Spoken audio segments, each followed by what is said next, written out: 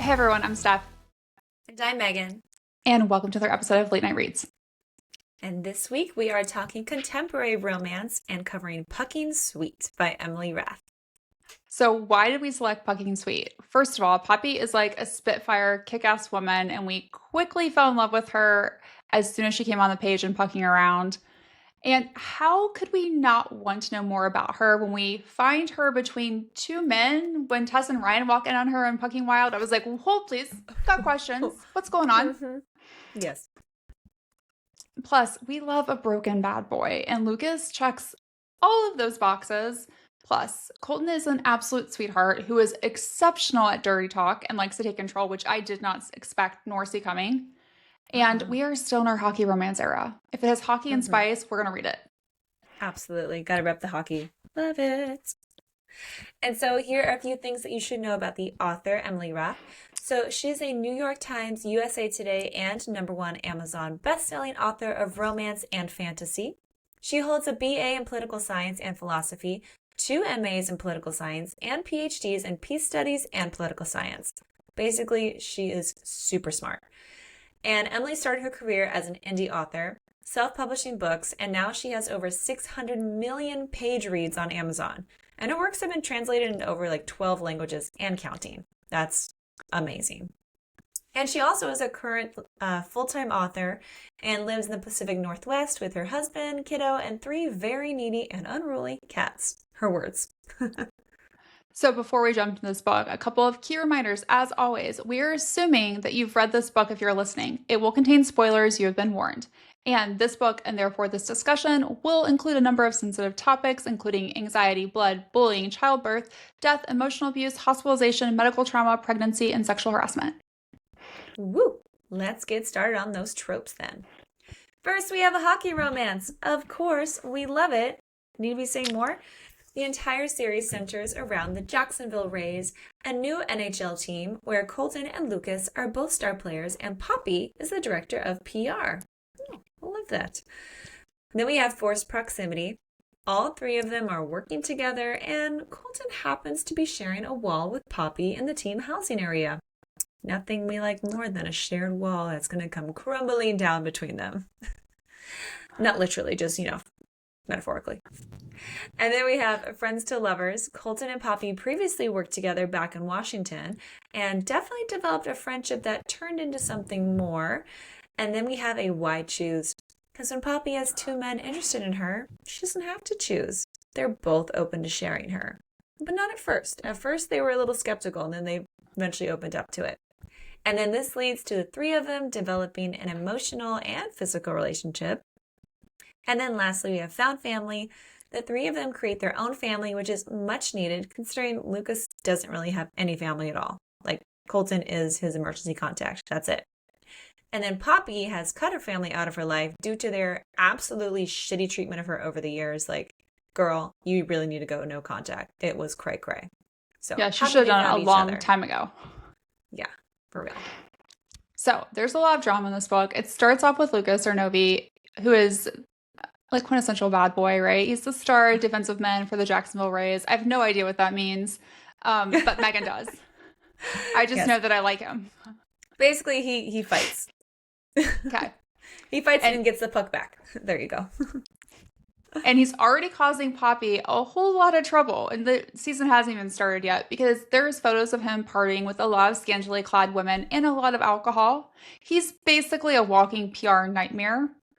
And that incident has led a bunch of people in Jacksonville to start calling the Rays party boys, players, and I get that based off those photos. But that's not kind of like what you want your first impression of a new team to be. So Poppy has already had it with Lucas, and she doesn't even really know him. It also doesn't help that the previous team's PR manager sent her a letter that was like, he's your problem now, and here's like the file on him.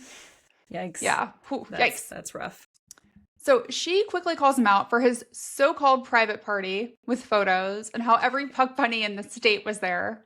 And she makes it clear, like, I don't care what you do or with whom, as long as it's off social media. And she reiterates, like, private parties should have phones confiscated. Like, all of your lady friends should sign an NDA before their mini skirts come off. And I laugh so loud at that because, So good. so good. And so true. That should And really so happen. true. Like, I think that's what typically does happen, right? I mean, I I don't don't know. know. I haven't hooked up with a professional athlete, so I don't know Well, this case. same, but I feel like that's why they have agents and lawyers like to help them with Yes, this stuff, right? this should be a thing. It should be, It yes. should be. So Lucas is surprised because he's like, wait a second, are you trying to like give me advice on how to throw like a private party slash orgy? And she was like, I don't care if you have one. I just don't want to see it or hear about it. Like, do Hmm. whatever you want. And then she tries to pawn him off on her assistant, Clarabelle, who looks like Wednesday Addams, which I absolutely adore. Hmm. And she's like, yeah, no, not dealing with this. And so Poppy has to deal with him directly. Oh, rats. Oh, darn. Oopsies. And then next up, Poppy gets to meet Rachel on her first day. Because right now we're going back in time with the timeline of everything. So she's meeting Rachel right now on her first day as a Barkley Fellow with the Rays. And Poppy is very, very excited about who Rachel is and who her father is. Remember, he's a pop star. Not pop star, rock and roll Hall of Famer. My bad. I'm so sorry. And then we also learn that Poppy herself is from a very established and impressive family too. They're basically like the DC dynasty makers. Like, basically, if you're running for political office, her dad is known to make you like a kingmaker. Like, he'll put you in the office. He could put you in the White House if he really wanted to. That's how prominent they are in the DC affluent area. So then we get to meet Colton Morrow. He's another defenseman on the Rays who knows Lucas from years ago when they played together. And Lucas is hoping that the two of them will get paired up once the final roster comes out. But Morrow actually gets paired with Gerard, and then Jake and Lucas are paired together, which still isn't a bad team. Teamwork still works. And they're both just happy to be playing on the ice, honestly. They're like, I don't care, just let me play. And then Colton finds out that his next door neighbor in the team housing just happens to be Poppy. It's like, what? Well, howdy doody. How you doing there, neighbor? Can I borrow some sugar? And so they were actually previously on the same team at the Washington Capitals, and Colton had a major crush on her back then and was ecstatic to be traded to the Rays, where she was going to be working. But unfortunately, he doesn't really know that much about her at this point in the book. She's just like a mirage to him, like a fantasy. He's like, I want to get to know her, I want to talk to her, but I'm scared and I don't know how. However, she does know about his dad, who recently had passed away, which is something that happened right before he came down to Jacksonville. And nobody else on the team knows about it, like not even Lucas yet.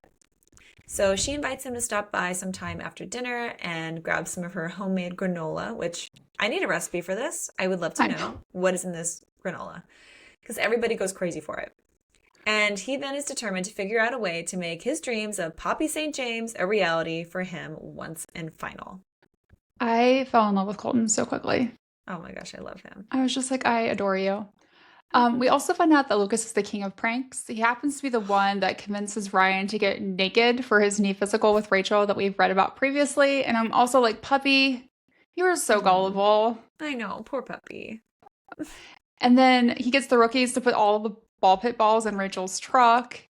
And we do learn that they ended up needing some help from him. And then Poppy finds them like in the middle of this prank, which I thought was hilarious because they're like kind of caught. Yeah. And she's their like, balls no, are literally, they're chasing their balls on the floor. Can you imagine like driving up into that? Like, what is going on? She's just like, what am I seeing here? And they're just like, nothing's going on. It's like Nothing my to see. children when they're caught, right? Like, we're not doing anything. I'm like, sure. Okay. But what I loved is she's just like, I'm fine with this. I'd rather you do this than like and all I thought was like put dead fish in her car or like put Right. sugar in her gas, like do something horrible. And then she's like, this is but harmless. it's very harmless. Lucas, we can start a one-on-one meeting now. And he's just like, great. But then I love this because like they're building the team. We've talked about how they're building the building, and Poppy has an office. Although I don't know if I could call it an office. It's kind of like, can you call it a bedroom if it doesn't have a window or a closet? Because there is no window. The lights flicker. She doesn't have a working phone line, and there's no internet. And I'm like, how do you work? Yeah, this isn't functional. This doesn't Like work. it's or safe. If the lights are constantly flickering, like that does not give me good vibes in terms of like my safety of your electrical system. Which should have been a breadcrumb. It should have. And she's taking it all in stride. She's like, it'll be fine. It's a building year. And Lucas is like, this is batshit crazy. that's one of the things I loved about him in this book because I feel like he's like, you know, this is not good, right? And she was like, it's fine. It's fine. He's like, no, like if I'm saying it's not good, but there's a problem, right? There's some banter. There's lots of flirtiness because they have this like really kind of like hate to love thing going here. And Poppy hands him out a boilerplate NDA to show his lawyer and agent so he can start having all of his intimate, i.e. sex partners, sign it before anything happens. Ideally, he'll... Sex contracts. Sex contracts. Yeah. A sex track? What could we... Ooh. Like, ooh, right? Mm-hmm. So, ideally, he'll send a copy of the assigned NDA to his lawyer, keep one for his own records, and then send one to her. And I'm just like, hold please. Like, do you just email your lawyer, here's my sex contracts for the weekend? Like, and then send them to your PR director too? Like, why did she want them? Yeah. Well, she later even was like, I don't even care. Send it to somebody else. Just like on the team. Have someone sign the NDA before you fuck them. That's all. Correct. She's like, I don't care how you live your life, but like you need to protect your image and the team's. And I'm like, well, she is looking out for you. And I do think she's clearly doing a better job than his lawyer or his agent. Yeah. It's pretty crazy. So then Colton stops by with a plant for Poppy at her office. And Lucas starts to notice that Colton seems to be very territorial over Poppy. And he's like, I don't like this. I don't like learning that you two have known each other all this time and now you share a wall with each other where you live. And he's like, I don't like it. I don't like what I'm seeing here. And Poppy invites Colton to come over to her house later, apartment I should say, and drop the plant off there. Because clearly, again, there's no windows or anything good for any life to like grow in that office. So, not great. And then Poppy also offers to help Colton find a realtor and a new home.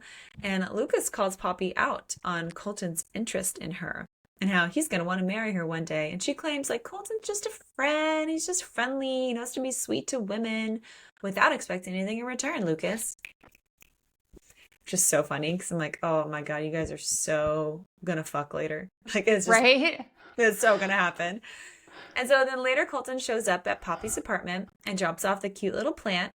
And she's opening up the door wearing like silky little pajama shorts and a matching tank and like kind of sexy looking, honestly. Yes. And she feeds him little homemade cookies fresh out of the oven because, you know, the fastest way to a man's heart is through his stomach. It's great. And Poppy asks how he's doing with the death of his dad. And is really just trying to like encourage him to like tell the rest of the team or like tell someone. And he's like, I already have you. Like, you're going to be my person that I tell. Which leads to them kissing, of course. Because it's like emotional moment, just like feeling vulnerable. Like cookies were involved. She's half naked. I mean, what's a guy to do, you know? What did she expect? She invited him over to her apartment late at night to have granola. Yeah, granola. And I'm like, oh, what else are we having? What else are we having? But Poppy ends up stopping it before anything else happens, which is such a buzzkill. Like, how dare you? And she attributes their kissing to this, both them being tired and like him grieving and like feeling emotions, which is exactly what every guy wants to hear when he finally gets to kiss the girl that he likes, right? Like, crush his dreams and his soul. And Colton promises it'll never happen again. You are safe with me. And then he leaves. Which also, you're kind of like, oh. I love that. Like, he's so sweet. But I'm also like, who has ever kissed someone because they were tired? Oh, yeah. You don't do that. No. Like, I'm probably not going to kiss you because I'm tired. Make out with you. Yeah, right? It's like, no, I'm too tired. Roll off. Go to bed. Mellow. Don't touch me. Exactly. I'm like, sure, Poppy. Sure. So Poppy's packing for their first round of away games, and we learn that she's been fantasizing about Colton since their kiss. And Lucas has sent her 7 sex contracts, and I was like, that's a lot. That's a lot for a week, Lucas. And they're for people like Snow White and the Black Widow, etc. And I was just like, I love this for him. Like, I love that he's just like, fuck you and your sex contracts. But then I'm also like, is he not having sex? Or is he just like making this a joke?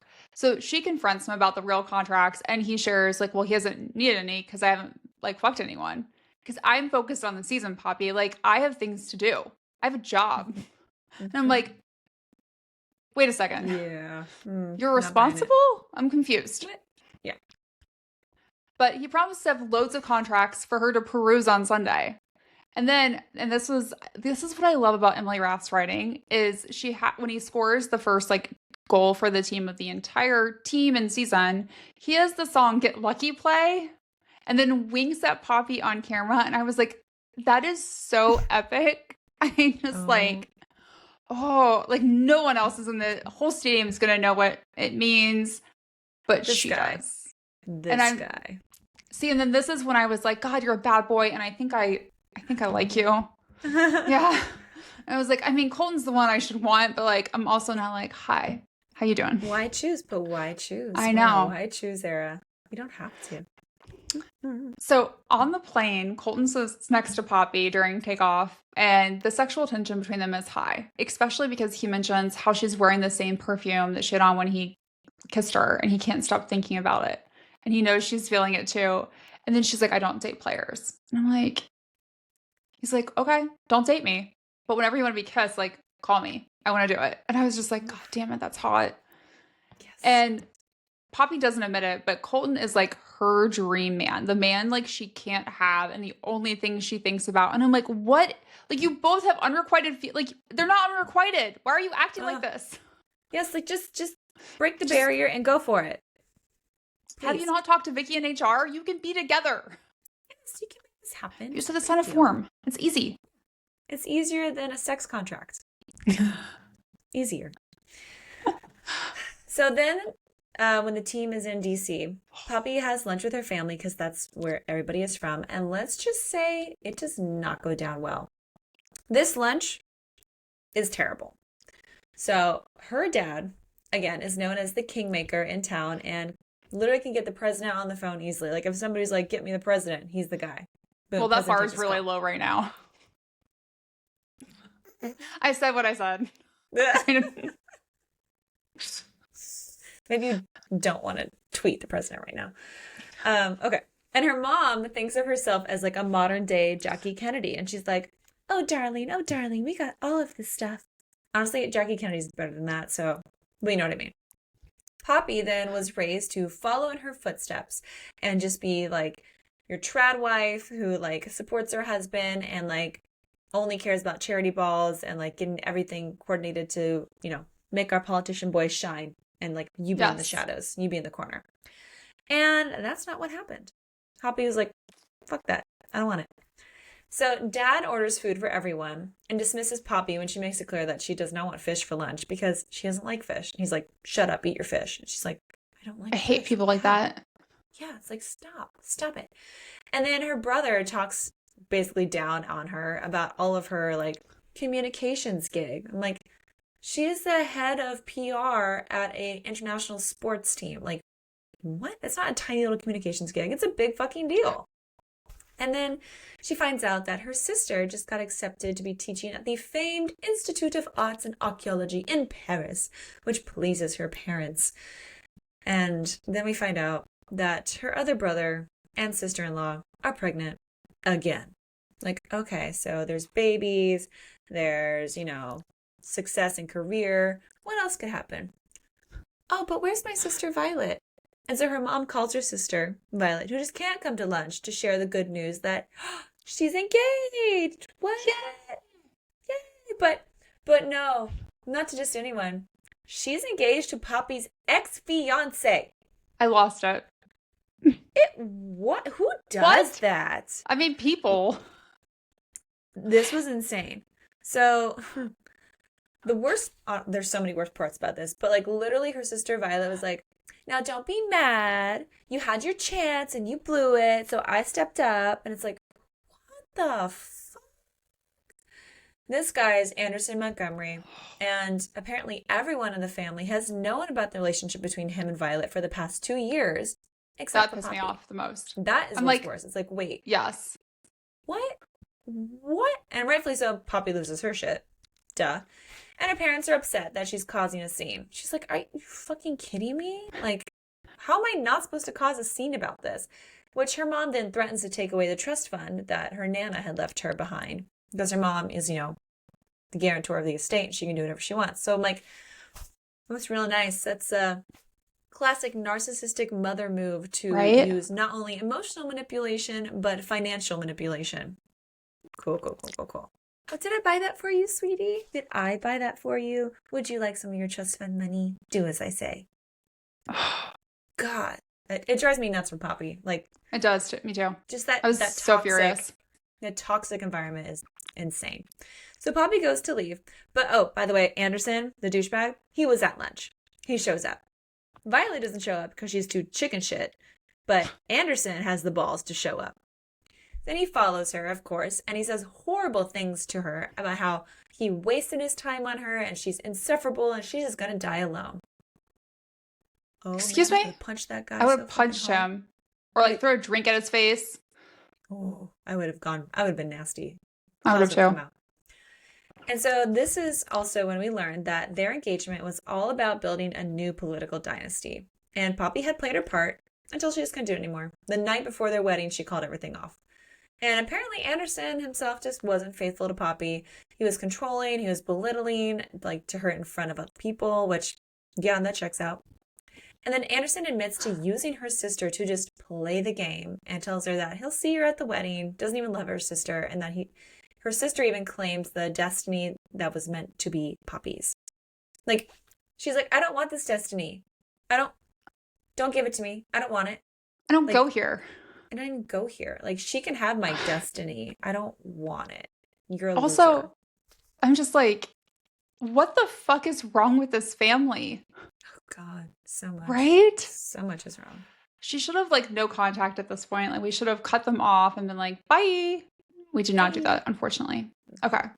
So later that night, the team is going to this VIP event at Club 7 that Poppy has arranged for them that we have questioned in the past whether or not it was a good choice. I can't also, I'm sorry, every time you say Club 7, I can't help but think of S Club 7. So I'm like, S Club. Ain't no party like an NHL party. Well, I mean, it is a big party because that's the same place where Rachel, Jake, and Caleb have sex in the closet. That's why it's S Club. Sex Club. See? It is. See? It is. I love it. So Lucas notices that Poppy is not acting like herself, but no one seems to know what's going on. Once in the club, he's like by her side. He offers like, and Poppy's like, let me help you like find a girl to sleep with tonight. And I'm just like what? Are we really going to play the charade? We're going to play that charade. Exactly. And I'm like, he's an NHL player. I'm sure he can pick up his own woman in the bar. He'll be okay. He'll be okay. And then we learned that Poppy hasn't had sex in 3 years since she last slept with Anderson. And I was like, that's basically a virgin again. I was like, that's a long time, Poppy. And I feel like you need to have like a sex cleanse because that probably wasn't good for you. So she ends up staying at the bar chatting with the bartender who happens to be her good friend from DC. Lucas and Colton walk away and end up chatting. And apparently Lucas has made Colton his emergency contact that Megan mentioned earlier because he has no one else in his life. And I'm like, hold on a second. Like, are you actually not the jerky asshole that I thought you might be? And like, you're actually a good guy that has a lot of walls built up because you've been hurt so many times. And I was like, damn it. Now I really love you. Also, how weird is it that we're talking about emergency contacts in a bar? Yeah, that's really weird. Yeah, it's like, is this the time to bring up this conversation? I don't think so. But to each their own. Yeah. If not now, when? I don't know. I don't even know if there's a good time. Maybe when you're filling it out. You're filling it out and you're like, hey, by the way, I put you as my emergency contact. Done. Like text that to someone, yeah. Yeah, it's like, okay, got it. Who knows? So meanwhile, Poppy tells her friend Tina, who's the bartender there, about her little sister being engaged to her ex. And Tina loses her shit about that, first of all. She's like, what the fuck? Which is what we all said. And then Tina finds out that Poppy hasn't slept with anyone since Anderson. And she's like, I'm making it my mission to get you laid tonight, which is such a good friend. But enter Kyle. Ugh, Kyle. Kyle. Ugh. The investment banker in khakis. Couldn't we have made a better choice? Of all the people at the bar, we picked Kyle. We picked this douchebag. Like, ugh. So he just comes waltzing on in. And her plan was to have just a one night stand with him. But then she starts to just like not really be feeling it when he asks her if she wants to go back to his place. And he's like making all of his new moves, like grinding his dick all on her back. And she's just like, no, I'm not feeling, I'm getting the ick. I'm getting the ick. I don't want it anymore. And that's when Lucas shows up and he's like, Poppy's not going anywhere with you, Kyle. And douchey Kyle, sorry, Yeah. I still want to say his name like that, says something about how he's been rubbing his dick, again, on Poppy for the last 20 minutes. And that pretty much results in him getting punched by Lucas, which almost results in him getting punched by Lucas. Because Lucas doesn't do that, which is good. Because I'm like, ooh, we do not need an assault. No, we don't need the police involved. No, we don't need that. And Poppy's like, PR, don't do that. And so when Kyle like doesn't get the picture, Poppy tells Lucas just to kiss her, and she likes it. Okay. So did I. So now, I liked it a lot. Kyle didn't like it. Kyle was like, boo. Then he moved on, so he's fine. So now we're in the Uber because they're staying at the same hotel. So we're going to share on the Uber because we're being environmentally friendly, okay? Like, we're saving gas. It's fine. It's for the birds and the turtles. It's for the turtles. Yes, exactly. See? So Lucas starts to kind of push Poppy on why she was going to have a one-night stand with Kyle and admits to being jealous when he realized what might happen between Poppy and Kyle. And he has literally spent his entire life wanting things that he can't have, and jealousy has just become a natural state of being for him. He's like, I didn't like what I was seeing. Don't do it. And normally I don't like jealousy in real life, but in books, I'm like, yes, oh my God, please. This is good. This is good. So we get in the elevator, and then Poppy's like, well, you could have me. And I'm like, what? We don't date hockey players, but we'll fuck them? Okay. That's fine. I mean, and then Lucas is like, you're drunk. And she's like, I'm not drunk. I'm a little tipsy, but I'm not drunk. And then Not that drunk. Not that drunk. And that leads to them agreeing to one night only, but no one will ever know. The only problem is Poppy has lost her room key. And why they didn't think they could just go to his room is beyond me. I get that he was like on the whole hockey player floor, but I'm also like, there was privacy. Instead, they go to the ice room. One more floor. You're fine. But the ice room will do. And Lucas does some finger fuckery. And then goes down on Poppy. And then fucks her up against the ice machine. And I was just like, I have never seen an ice machine room that has a door.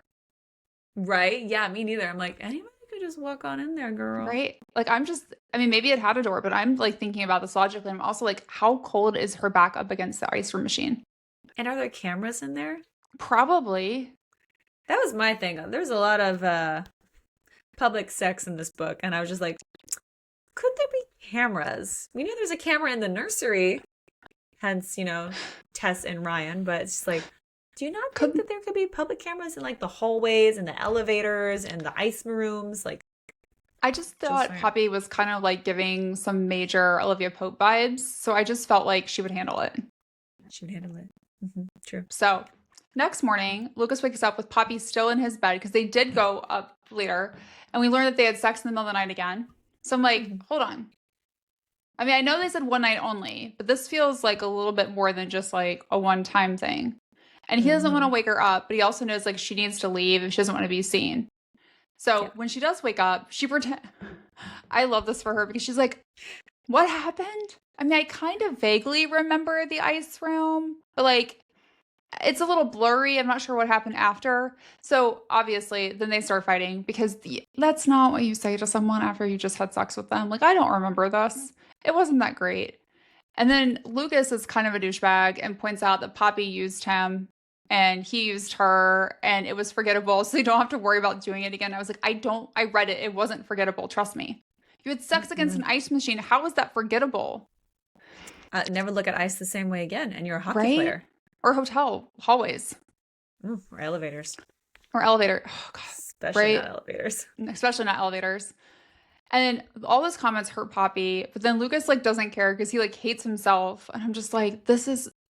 And all I was thinking this entire time was Colton like had to go help with like one of the drunk rookies. And he like told Lucas, make sure she gets home safely. And I'm like, this is not what Colton had in mind when he said, make sure Poppy gets home safely. He did not mean to your bed, Lucas. No. Wait, I used a condom though, so that's safely. I mean, well, thank God. Thank God for the best friend at the bar who gave her two. Yes. Oh, at least there was two. Yeah. So then on the plane, Poppy drops her phone because, she's multi-managing like everything in the world and it's just like, whatever. And Lucas grabs it, asking out loud, who the fuck is Anderson Montgomery? Uh-oh. Needless to say, all of the players finally get in on this action and play a keep away, don't give her phone, and are starting to make fun of him. They're like, look at this douchebag and his khakis and his polo. Look at him playing golf. Oh, he's such a... I'm like, yeah, I mean, you're not wrong. He is. Right? And then Poppy eventually does get her phone back. And Colton can just tense this tension between her and Lucas. And that's when both of them find out that Poppy was previously engaged to this asshole Anderson. And now he's engaged to her sister. And they're also just like, what the fuck? Like, right? That's not cool. That is not cool. That is a soap opera. Yes. And so then in typical Lucas fashion, he pokes the bear, or pokes the Poppy, by sending her a sex NDA to sign for herself. And then he follows it up in front of people later, leading Poppy to sign it while the two of them are now in a mop closet. He's like, hey, did you get that text? Did you get that email I sent you? And she's like with like patrons, and she's just like, shut the fuck up. It's not the time. He's like, come on, let's go chat. So they're in the mop closet, and they have a moment now where they're about to kind of go from bickering to almost kissing until Colton opens the door because he's looking for Poppy because her fucking sister has shown up. Can't show up to lunch, but can show up to Jacksonville. Right? Great. Ugh. I would have ignored her. Poppy does not. She's better than us. And she tries to warn her about Anderson, but her sister dismisses everything, claiming it takes two to end a relationship. And I was like, oh, sweet child. And Anderson is different with me than he was with you, Poppy. Like, he's like a different man. I'm like, okay. And then like, Violet, I have my wedding gift for you right here. Oh, and I got you. Oh, got you his and hers. Yeah. Oh. But Violet doesn't feel qualified to do anything in her life but marry Anderson and throw great parties. And I was like, or you could try. Just crazy idea. Anything. We could try something, legitimately anything. But marrying is how Violet will shine. And I'm like, this is not the 1800s. No. And then Violet at this point thinks it's appropriate to ask Poppy to be her maid of honor. And in some weird delusional state, Poppy says yes.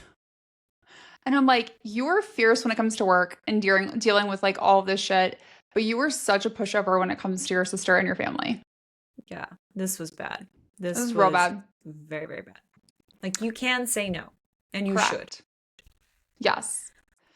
So after this dramatic reunion, Poppy ends up in an elevator with Colton, and the power goes out, causing them to be stuck. Elevators.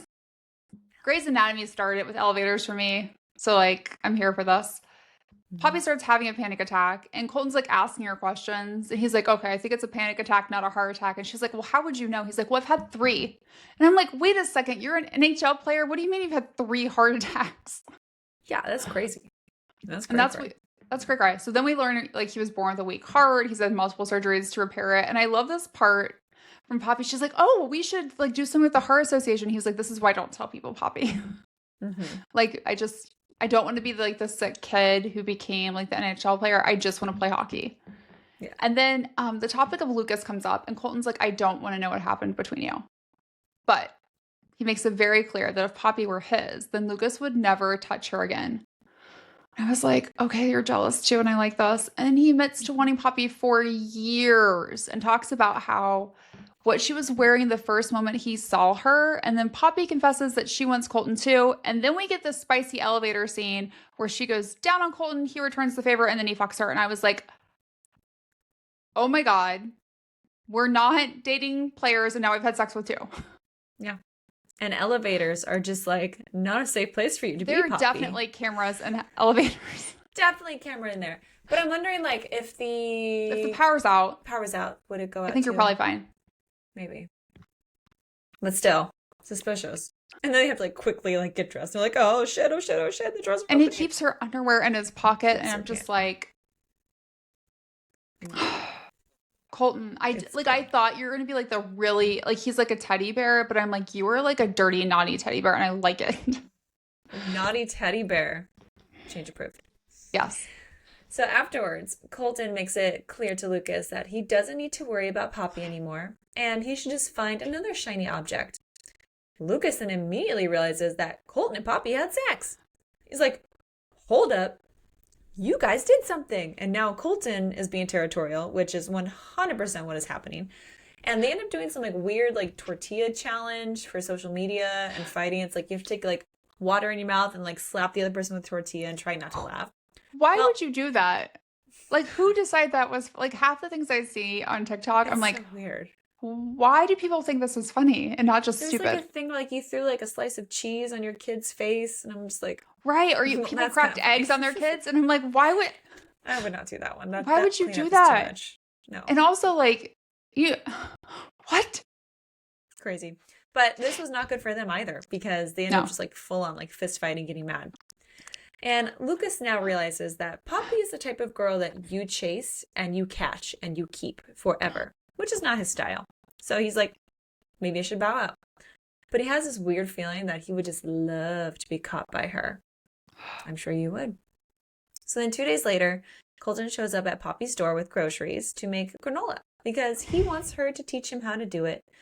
He also admits then to being in Orlando the past couple of days because he was helping his mom move. Oh, what a sweet, sweet Right? person. You know, he loves his mama, takes care of her, and he wants to make granola. And he fucks. Yes. Right? He's like, that's why you haven't seen me. And he's explaining, he's communicating. He's giving major, like, boyfriend energy right now, and I'm here for it. Same. However, this granola making effort doesn't really happen because Poppy wants Colton to fuck her first. Yes, please. And he follows commands. He goes down on her, and then he fucks her. Bravo. And then they Well make done. granola.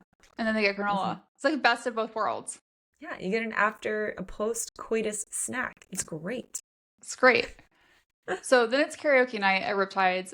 Lucas sings a Backstreet Boys song for Poppy while she sings Jolene. And all I thought was, so this is like a funny, like personal story. When I was in high school, there was this guy, he was like, I was a senior, he was a freshman in college. And so he came back for homecoming and I didn't know he was coming back. And we were like, I don't know, whatever you call, maybe talking. I don't know. Anyways, and so he shows up. He's like, I was a cheerleader. I was at the cheering all night at the game. And then like our homecoming dance was like right after like the game, like in the cafeteria, I guess. Anyways, there it was not fancy homecoming dances like you see today. Like everyone wore like a jeans and like a going out top. For those of you who know what I'm talking about. Anyways, going out top. So all of a sudden this song comes on. It's a Backstreet Boys song, and I remember this, and like all of my friends like have me in the middle of the dance floor surrounding him, like what the hell is going on? And he like shows up out of nowhere, and I was like, no. Anyways, What song was it? Do you remember? Shit. Now, hold on. I don't know the shit now. Hold on. No, crap. I literally was just playing it in my head, and now I just left. If you God I must see, have spent a little more time on you. No. Yes. Is that Backstreet Boys? Yeah. God Yes. must have spent a little time. And I was not a Backstreet Boy fan. No, NSYNC all the way. Come on. Same. Please. But I was just like, what is happening? Yeah. Did you feel like embarrassed or were you like into it? I was confused. I think is the best way to describe it because like for two reasons. One, like I didn't know he was coming for the weekend to see me. And so like he was there, like he was sitting in the stands, like I had no idea. I had other plans for the weekend. So like that was weird. But then also I've had one it of was these like relationships. Yeah. It was also weird because like he had to get like special permission from the school to come because he was over 18 and like not a student. Yeah, I wasn't a student. So like legitimately like this was planned. And I was like, it was really sweet, but I was also like, what is happening? And like all my friends are crying. Like I remember like the ones it was that were like involved. a proposal. Kind of like, and I was just like, why are you guys crying? Like, what is why, like, and I was just like, oh, hi. Like, and anyways, my God. and he was like Oh. a good friend. Like, we ended up being like really good friends, but it was just, it was weird. Like, just looking, and that's what I thought of here. And I was like, it put me back in that moment where I'm like, oh God, someone's kind of singing a song to me and I feel very uncomfortable and I don't know what's happening. I hope no one else knows what's happening. Except I was literally in like the middle of the cafeteria, so everyone knew what was happening and everyone knew him. Oh. So, yeah, it was great. Steph. Oh boy. Whew. Did you sing Jolene back? Because that would have been I did better. not. I was just like, okay. Anyways. But Colton is ready to kill Lucas back to the bug.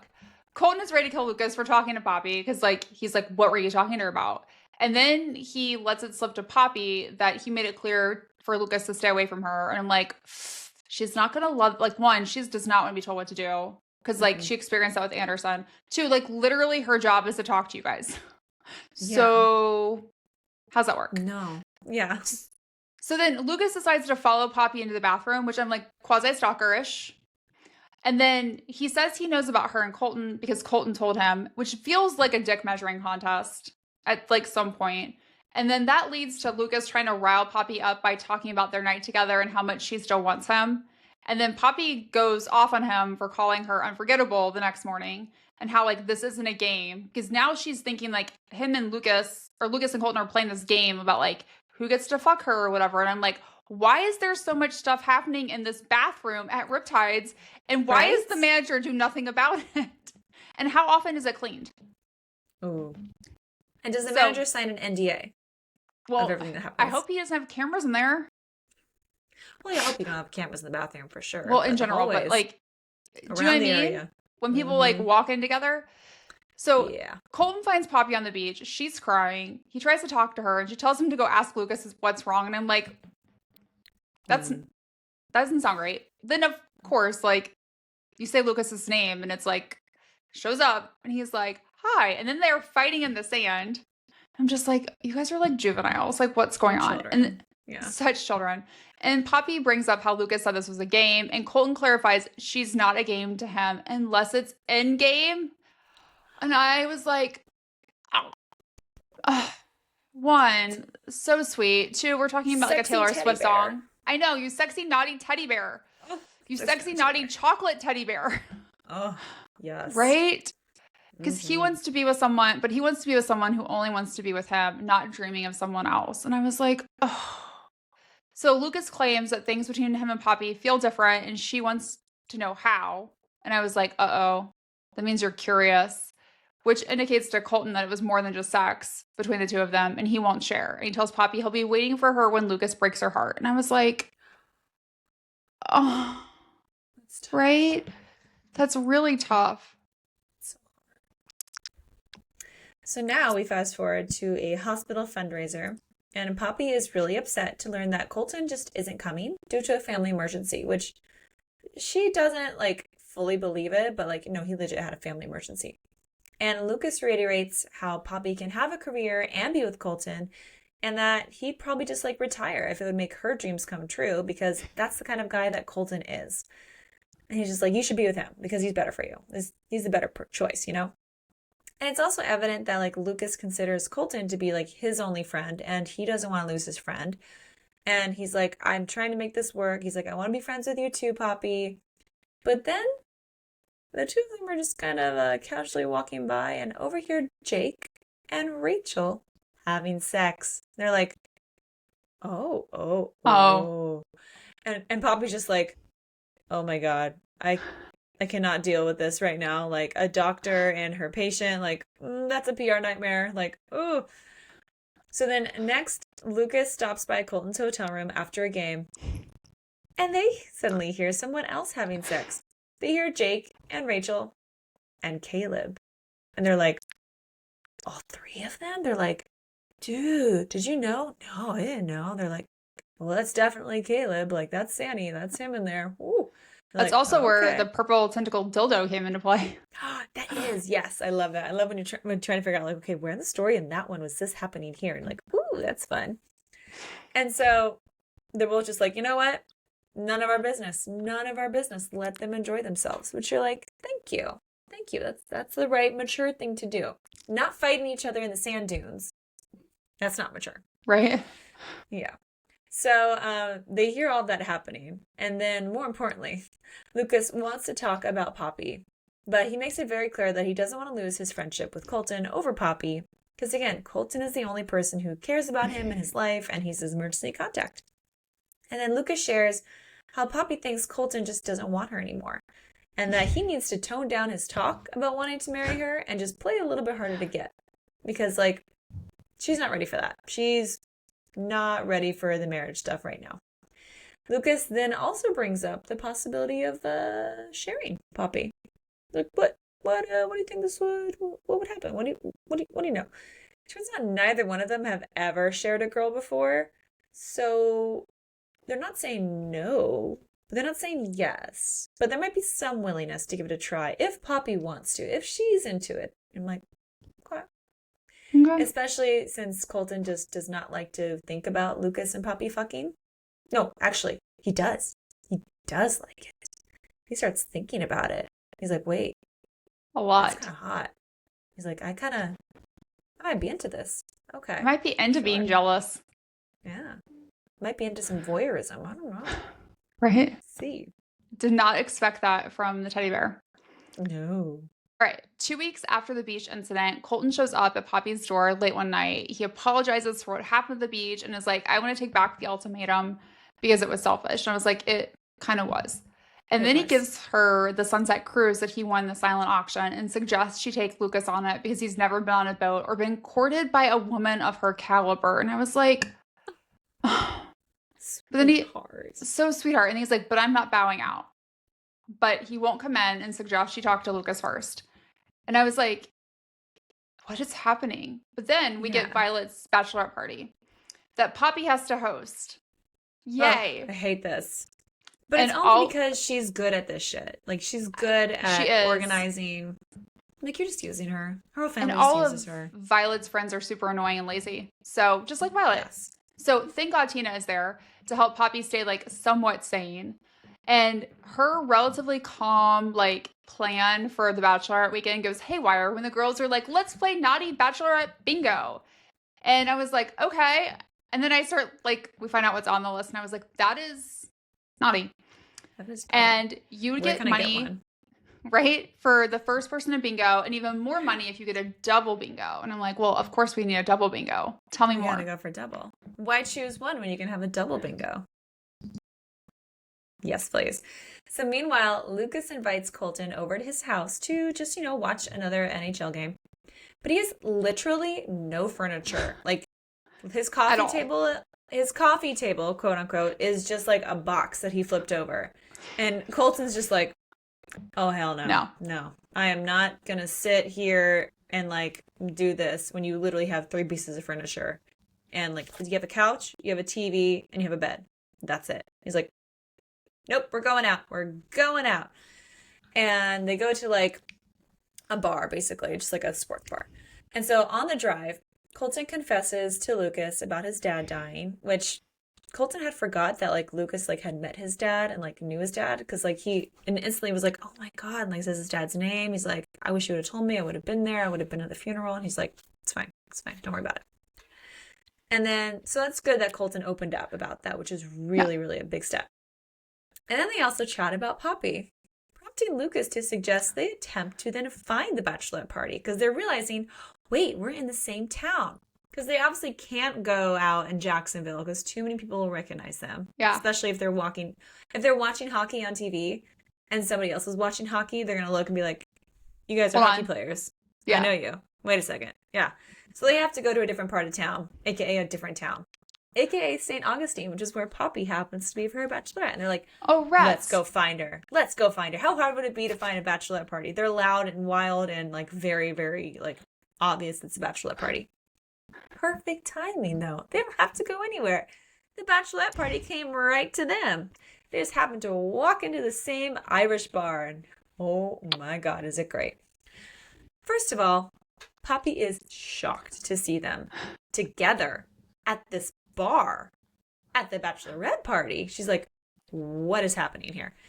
And when Violet and her horrible, horrible friends see all of them together, Lucas then immediately goes into, good guy mode and puts his arm around Poppy. And he's just like, this is my girl.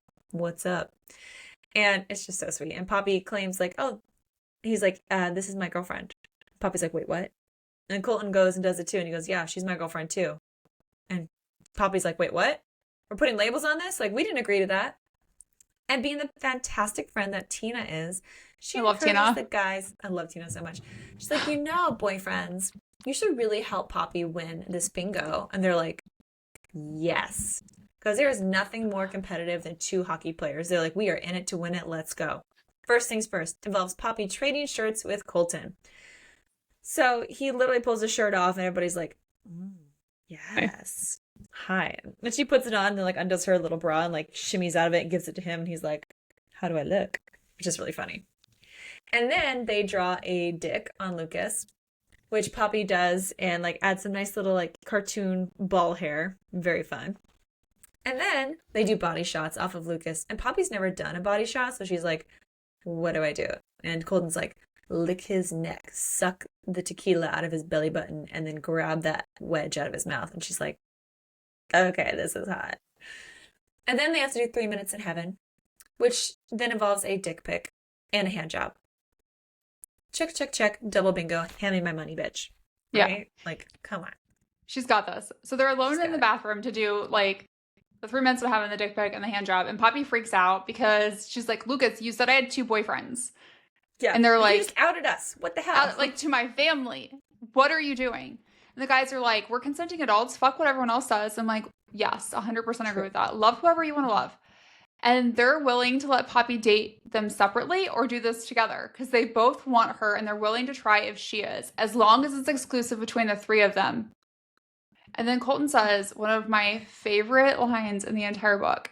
You want to keep this quiet while we all figure out what we are to each other? We'll be as quiet as the fucking grave. You want to sign the paperwork with HR and start wearing our jerseys to our games? I'll buy a house and move you into my bed tomorrow. All options are on the table. All eventualities. Have us together, have us apart. It's whatever the fuck you want. But you will have us, Poppy, because having you is no longer a fucking option. And I was like... Because not having you is no longer not having you option. Is no longer a fucking option. I was like, oh my God. Ooh. It was like so good. So good. She wants them both. And then Poppy gives both of them blowjobs in the bar bathroom with like some cinnamon lube, which I'm like, does that burn? Right. Would that just taste like a fire shot? That's what I assume. But like, if you got that in certain parts of your penis, would that burn? Ooh. Oh, jeez. Well, I hope I assume they test this stuff. Made it. Yeah. But like, that's where my brain went. Anyways, so the entire bachelorette party is legitimately like shocked that Poppy wins double bingo. And then Poppy's like, find your own way home, bitches. Because she's leading with the guys. And I was just like, if you didn't think you were getting talked about when Lucas and Colton announced they were your boyfriends, you're really getting talked about now. But they don't give a fuck. They got other things to do.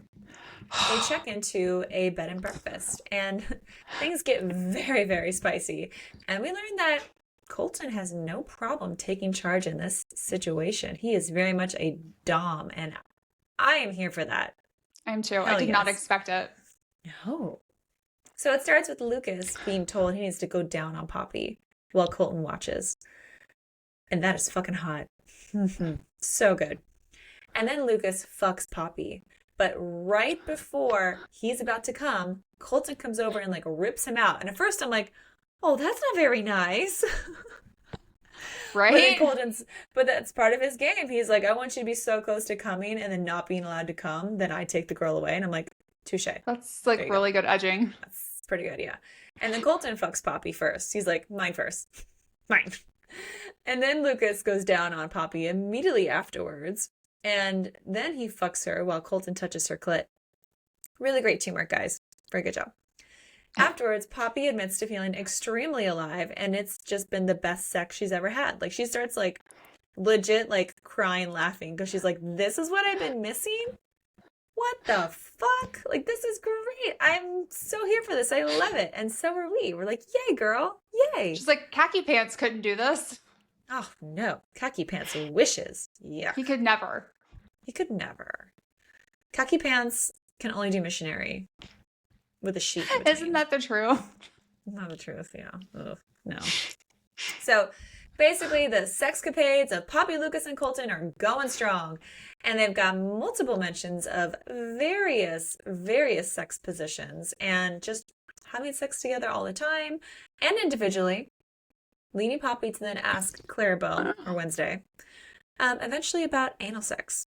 Because the guys have kind of like pretty much said they'd be interested in that, but she's like, I tried it once and I didn't like it and I have a lot of experience in it. So she's like, Clarabelle, have you ever had anal?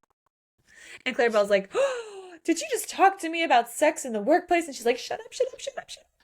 But thankfully, Wednesday is very experienced in this area and gives Poppy lots of advice on toys, lube, and positions. Thank you very much. Would love a Wednesday Clarabelle book. Right? I don't think we're getting one, but I would love one. Yeah, very curious. Yeah. So due to Lucas's lack of furniture, he has hired a designer and now needs to move in with Colton while his house is under renovation. He did not see that coming. Mm-mm. He's like, this is all your fault. You suckered me into this, right? Yeah, you suckered me into this.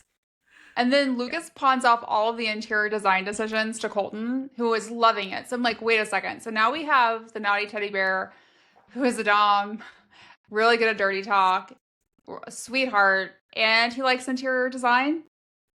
Great. Why are you single?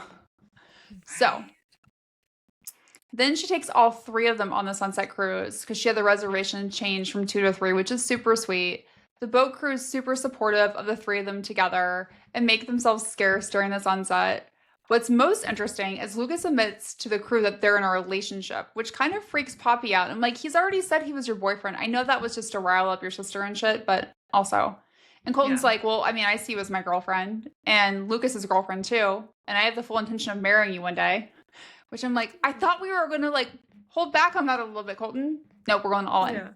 Nope, but he doesn't make Lucas answer the same question because he knows Lucas struggles to express his feelings verbally and does so with actions. And that reminded me a lot of Tess. Yes. So, yeah. And then when it's Poppy's turn to share, we find out, did not expect that she's had a butt plug in all afternoon and all evening and wants to try anal sex later. And I'm just like, speaking of Tess, like... She could have talked to Tess. Tess could have given her lots of pointers. Tess would know. Tess would know pretty much everything. Mm-hmm.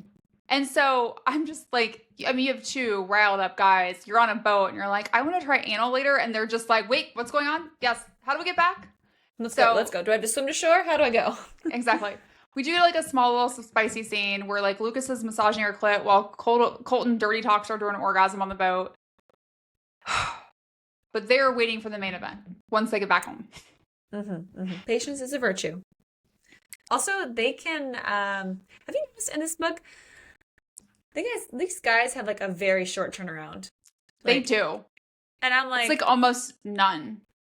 Yeah, which is funny because we know that Ilmari had a very short turnaround time I think he had none. Yeah, he had none. He's like, I can go again. I'm good. But like Jake and Caleb were like, upset about that. I think they'd be even more upset once they found out that more guys can also have like a very fast turnaround. And they'd be like, what the fuck? That's not fair. Right? So, but you know what? We love it. We'll love to read about it. So it's good for me. So now we're back at Poppy's apartment and Colton goes down on Poppy. Very good job. And Lucas then fucks her with the butt plug in. Because, you know, they want to get her ready for this. Because then Colton starts to warm up her booty. And starts to fuck her in the ass, while Lucas also fucks her. Like, they're completing the trifecta, basically. Yeah. It's a pretty monumental moment for the three of them because Poppy knows that nothing will ever be the same after that. And it's true. Like, their souls were one, literally. Yes. And then we get another spicy scene where Poppy is handcuffed to the bed. And Lucas walks in and he goes, what the fuck is going on in here? And she's like, you want to come find out? Let's go. And Lucas is like, yes, please. And he just goes down on her, and then he fucks her in the ass while a vibrator is in her pussy. And then she gives Colton a blowjob. Very sexy. Love it. Lots of good stuff here. Yeah. So then next, Poppy's having like the worst day ever. She is not feeling well, which she attributes to the discount sushi. Yes, first of all, those two things you should stay away from. No. Discount Why sushi. do people buy discount sushi? No. That's a bad idea. Don't do that. Like, Lucas, be smarter than that, please. But he wasn't. And she also wasn't because she ate it. So she's been feeling really sick. Her check engine light just came on in the car. Her sister took away her +1 invite to the wedding. There's now a work crisis. And, oh, by the way, the sprinklers just came on in her office, aka her storage closet room. And it's just a mess. It's a fucking shit show over there. And then Lucas stands up for Poppy. And he comes to see her, and he's just like, you know what? You need something more, and you need to ask for more. And he encourages her to just, like, know her worth and know that how the Rays are treating her right now is bullshit. Like, she should be getting more money. She should have an office view of, like, the beach. He's just like, no. And so he spirals a little bit, and he, like, admits that he's not a good guy, and he wants to hurt anyone who harms Poppy. And Poppy's like, I still love you. I love you. Which that makes everything 10 times worse. Especially when he's like, take it back. Take it back. Say you don't love me. And she's like, no, it's done. It's out there. I love you. I love you. I love you. That's worse than someone not saying it back, is being like, take it back. Take it back. Don't say you love me. Take it back. It's like, that's horrible. Oh, that's bad. So that leads Poppy to march herself into the GM's office, like dripping wet, not the good kind of wet. No.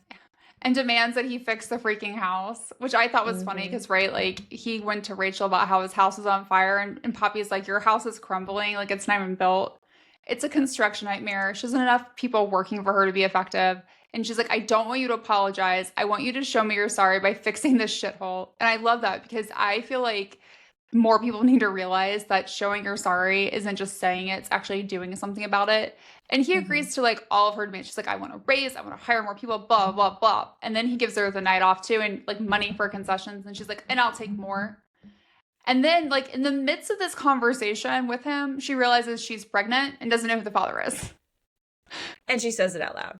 Yeah, she was like, and I think I just realized I'm pregnant. And he was like, congratulations? Like, and she's like, we'll get to thanks. that. Yeah. Give me all these things. He's like, done.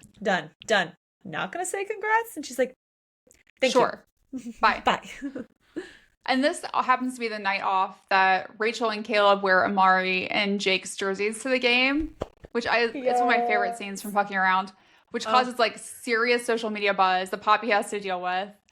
And, like, the next morning, Rachel's like, no, it's, like, just good, clean fun among colleagues. And Poppy's like, she knows internally that Rachel's lying, but she also knows that Rachel's not ready to talk about it yet or come out.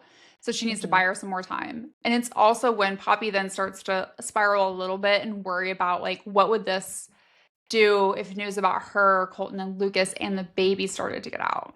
Because they're in, like, the same scenario. The only difference is their dad isn't a rock star, but her dad is someone very important in DC politics. Yeah, so it could still be messy, for sure. Yeah. So then we get a scene where Colton is casually just masturbating in the shower. Yeah, as one does. I mean, yeah, why not? And Lucas walks in. And I did not see this part coming. No. No. They both start masturbating together on the opposite sides of the shower wall and, like, put their hands up against the wall from each other and just, like, literally make eye contact with each other as they ejaculate. Did not see it coming. I was like, No. Huh. Okay. All right. Well, okay. And then Lucas says, next time he's going to catch Colton's cum in his mouth. And I was like, well, this escalated very quickly. This escalated very quickly. Very quickly. And I'm like, okay, tell me more. Okay, what's going on here, guys? What's going on? Yeah. Like, do we have a little bit of, like, a Caleb and Jake situation going on? So basically, we'll find out. And in the aftermath of the whole media buzz about Rachel, Jake, and Caleb, because Amari's not really in everything yet, we get to see Lucas and Colton talk to Caleb. and offer their support if something is going on between him and Jake. He's like, hey, you know what? We heard some rumors going around. Just wanted to find out if it was true. And if it is, all good. You have our support. So anything you want to say? Caleb's like, nope. No. Not doing it. And while we read this scene and pucking around, we didn't know at the time that Lucas and Colton were literally in the exact same situation, which is really fun to hear. So next is the game where the Rays are playing against the asshole that had ended Caleb's career, the Toronto Leafs. And Amari gets hurt, causing Jake to beat the absolute shit out of the other player. And then, Jake gets ejected from the game. And we also learn here that Lucas gets hit really, really bad. Yeah. And then another player full on steps on him with his skates, which is just, bad. Bad. This is why you should always wear a cage, so that doesn't happen. But still, there's blood everywhere. Lucas is freaking out that maybe he lost his eye. He's like, why can't I see? It's like all bloody. And Colton's like, don't panic. Rachel is here. She's going to help you. You still have an eyeball. Like, there's just blood dripping into your eye, like from out here. Like, you're okay. Yeah. You're going to be okay. And then Rachel is planning to then let the EMTs take Lucas, but Poppy just begs her to go with him instead. Because she's like, I can't do this. I have to deal with this like PR crisis. Colton is his emergency contact, so he's a little tied up in the game right now. So you, Rachel, need to go. She's like, fine. Okay, fine. And so she goes, which we're like, thank you so much. So after the game, Colton shows up at the hospital to see Lucas. He got 120 stitches. That's a lot of stitches. That's bad. That's bad. That's... Lucas is also like, kind of like, woe is me. I don't think Poppy's going to come to the hospital because she's mad at him for suggesting she take back the I love you.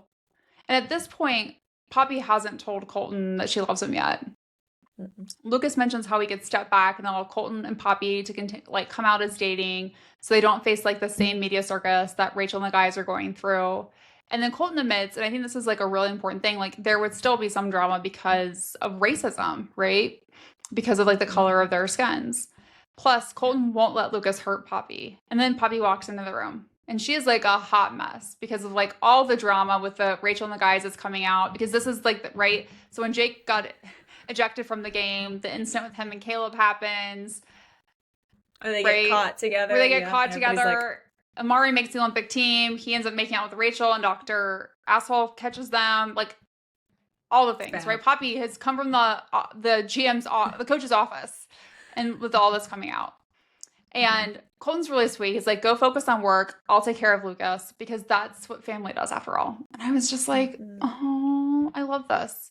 So meanwhile, Poppy is attempting to control the media shitstorm surrounding Rachel and the guys. As best as one could. As best as one could, right? There's lots of positive and negative comments about their relationship. And she really continues to spiral about like what will happen when my relationship news comes out and the pregnancy, and especially how will Lucas react? It's one of the reasons why she decides not to tell either guy until the baby, about the baby, until Lucas can verbalize his feelings. And I was like, you might be waiting a while. Also, you have a little bit of a time crunch here. Correct. It's going to show eventually. Yes. And she knows Colton loves her, but he's waiting for her to say it first. I mean, that does make sense because he's already basically said I will marry you tomorrow. Mm-hmm. So I feel like he's whenever Poppy's ready to say I love you, she knows I'm going to say it back, but I'm going to just wait. I'm maybe he could have started with I love you before let's get married and have babies and eat chocolate cake and Aruba. Yeah, you should start with that. That we get the good baseline. Perhaps. So then after watching Rachel and the guys get married, because, okay, we got to rewind half a second. Basically, we're now at the point where we're in LA and, Rachel tells the boys, if you win this game, there's a shout-out, I'll marry you tonight. Boom, happens. We know.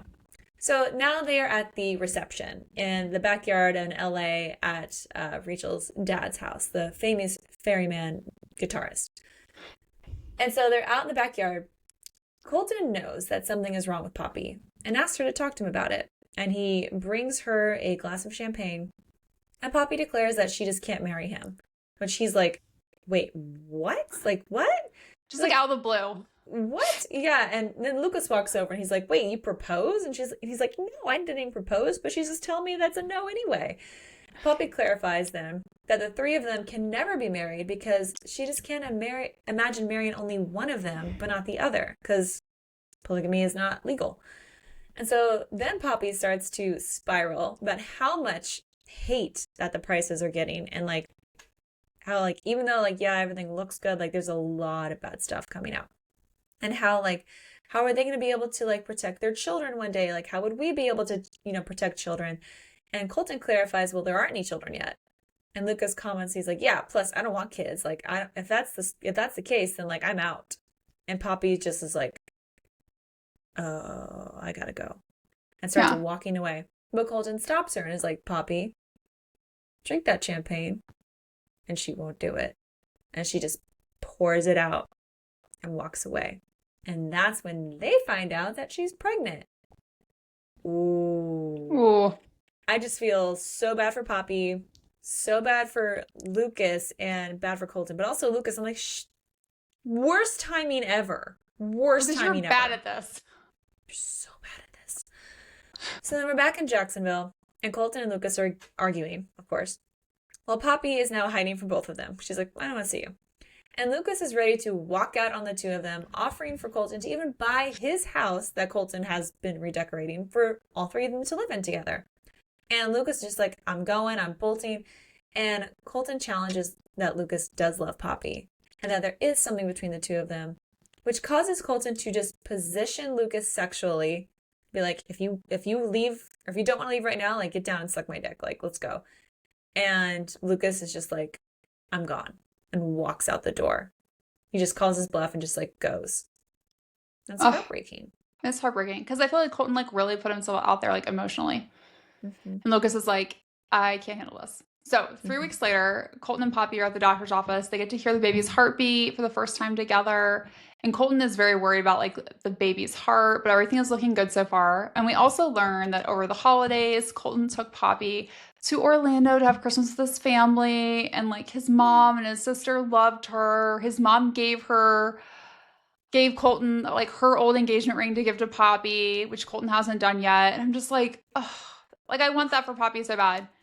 But they're both missing Lucas, and that's when Colton decides to stop giving Lucas space and start acting like the fucking Leo that he is, which I absolutely loved. Loyal to a fault. Correct. So Colton shows up at Lucas's house and declares he's moving in, like with all of his shit. He's like, I gave you 3 weeks to run, now I'm going to chase after what I want. And he's like, I love you, Lucas. And for the next 4 days, Colton continues to tell Lucas he loves him, sleeps in his bed without touching him, puts photos up of the three of them throughout the house. So good. And then finally, Colton, he's driving Lucas like insane right at this point. And then Colton plays Lucas the recording of the baby's heartbeat and confesses how he's scared the baby's his and will have the same heart condition, which then leads to Lucas asking to see a picture of the baby. And then they end up holding each other in bed. And I was like, oh, Lucas, come back. Yay. I know. It's like you're just trying to like gently coax a wild animal. Like, here, yes. take a treat. Come here. I won't bite. Come on. Good boy. You know, like that's how you gotta no treat sudden Lucas. movements. No sudden movements. Don't make eye contact either. Yeah. So then finally, Lucas tells Colton that he loves him. Yeah. Finally. And then we get a spicy scene between the two of them in the shower, where Lucas gives Colton a blowjob, and then Colton gives Lucas a hand job. And we also learned that Lucas apparently had Poppy's dick drawing that was on his arm permanently tattooed, with the hair on the balls and all. Just like bad. Oh my god. It's a bad tattoo. That was a terrible idea. Can not you imagine the best a tattoo artist that's like, you want me to do what? Make this permanent. For real? Are you drunk? You sure about this? No? Yeah, it's like, you okay? You okay there, buddy? And he's like, yeah, and sign this NDA. There you go. So then next, Lucas learns that Poppy apparently tried to adopt a kitten, Miss Princess, from the Humane Society, but she was denied because she's not allowed to have pets in her apartment, which they had to call the leasing office and everything, and it was bad. So then, as an act of love, Lucas offers to adopt the cat, even though he hates cats. And then he tells Poppy about how he and Cole were together. But before he can say anything else, they're interrupted by Sully and Shelby. Ooh. Mm-hmm. Lucas then goes all out for his next grand gesture. He's adopted this cat, and he has the interior designer turn a room into a nursery for Poppy and for the baby. And his plan then is to have Colton bring Poppy over the next morning and just surprise her with everything. It's great. But first, they're going to go to a party that Sully and Shelby are hosting. Yes, that party. Exactly. And Poppy shows up unexpectedly, and she's pissed, of course. And this causes the plan then to wait until tomorrow to just be thrown out the window. Then Lucas confesses that he loves Poppy and does want a family with the three of them. And then we get that famous scene that Ryan and Tess walk in on in Pucking Wild, where Poppy is being fucked by Lucas while giving Colton a blowjob. Yes, the infamous Eiffel Tower scene, where they're just like, okay, bye, never mind. Didn't say anything. Didn't say anything, which, by the way, is so funny that Poppy is dressed up as Elizabeth Bennet. Yeah. Find out later why. And you're just like, uh-huh. There you go. There it is. So back at home, things continue to get hot because Colton gives Lucas a blowjob while Lucas goes down on Poppy, and I was like trying to like figure out positions of people. Where's the math? Okay. Followed by Lucas giving Colton a blowjob while Poppy sits on Colton's face on the stairs. And this is where we're talking about like there is very little time to recover because then Lucas fucks Poppy while Colton fucks Lucas. And I'm just like, that's a lot that's going on. Like I'm so happy for all of you. Yeah. And then but I'm just trying to keep up. I'm trying to keep up. And like how much time passed? But then it's like, okay, so think about this. Poppy's had like what, 4 orgasms at this point? At least. Ugh. At least. Can't and then keep track. she's like done. She's tired and exhausted. And she's like, oh, you got me a kitty? A pretty pussy? Right? After you made my pussy so pretty? She's so happy. I know. So then we see a sad scene because Colton learns from his cardiologist that he's starting to show signs of left side weakness in his heart, eventually like heart failure. And the doctor's like, I think it's time to retire from hockey, which is not what Colton wants to hear. He's not ready to do it. The doctor is like, we can make some med changes. We need to track things, but like, you're getting close, dude. So then Colton decides to go tell Poppy, but before he does that, he stops by HR because he's gotten the forms from Vicky that he wants the 3 of them to fill out. He's like, we don't have to tell everyone that we're together, but I want it to be like legit with the team. He's updated his emergency contacts to be her and Lucas, and he's like, you're first, don't tell Lucas, which I thought was so sweet. And he's like, and if the baby's not biologically mine, I want to adopt it, and vice versa, like for Lucas. And then he breaks the news about what the cardiologist said. And then that leads to Colton fucking Poppy in her office. Which she's like... Her new office. Her new office, yes. Finally. And she's just like, wait, are you okay to be doing this? And he's like, I'm not dead yet. And he's like, I can still fuck. Shut up. So it's pretty great. Later, Lucas comes home to step in cat vomit. Ew. And finds the cat Miss Princess to be listless with a distended belly.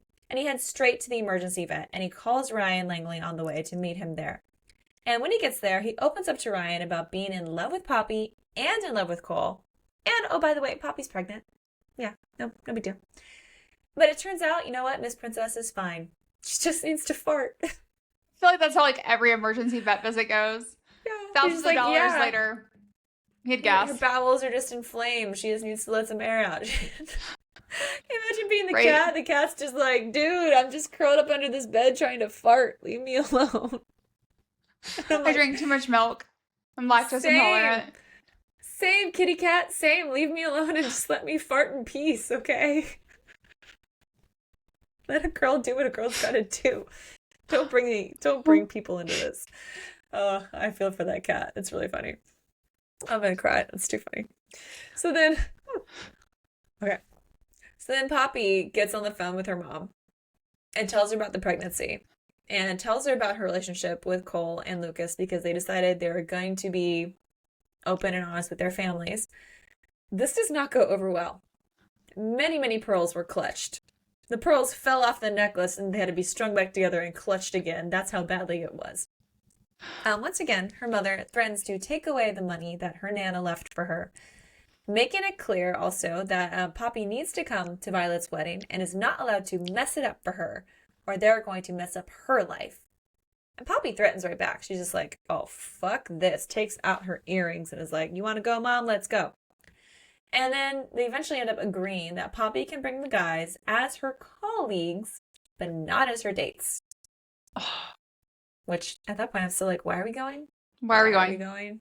It's the guys things too. The worst part, honestly, was like when her mom was like, and how dare you get pregnant when you know that your brother and sister-in-law have been trying for so long? Like, this is their moment to shine. She's like, I didn't plan They this. already had kids.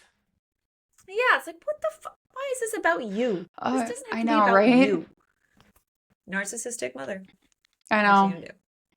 So afterwards, we do get another spicy scene where Lucas fucks Poppy in the bathroom at the turtle fundraiser. There's lots of fucking happening in that turtle fundraiser. It's all for the turtles. The turtles just hide in their shell and they're like, oh my god, what is happening? Right? Oh, turtles like to fuck. This is true. So do Rays players. Yeah. Poppy shares with Rachel how she's in a relationship with Lucas and Colton, doesn't know who the father of the baby is, and she's not ready to go fully public with all of it. She just like drops that little bomb at the little tabletop and then like walks off. So she's like, somebody take this wine away from me. They're like, I can't. Oh. Right? So 2 months later, it's Violet's wedding, and Colton has to remind Lucas how there are 3 rules. Number 1, they're going to be polite. Number 2, they cannot fuck like rabbits in the church. And number 3, punching the groom in the face is not allowed, even though he really deserves it. And I'm just like, I get rule 1 and rule 3. I don't understand why anyone thought we needed a rule about fucking in the church. But okay. Okay. Sure. So as soon as the guys get there, Anderson and Poppy's brother Rowan, who's a real asshole, they're just jerks to them. And then Poppy's dad, of course, notices the dick tattoo on Lucas and comments on it. Because, I mean... It's not wrong, though. It's not wrong. It's not great. It's not great. It's not a great look. Lucas, it's not a great look for meeting the parents. Yeah, but Colton's like, don't worry, I'll make him wear long sleeves. It's fine. It's like, wait, they are being classy. While her family is just being trashy. Yeah, and the best part is, like, they're like, you know what? We're nice people here. And they're like, could have fooled me. Sure. Like, to who? To who? Yeah, no. So there's a lot more drama then with Poppy's brother, who is a complete asshole to her and to the guys, of course. And then her mom comes up and meets the guys. And it's just her wonderful, bitchy self.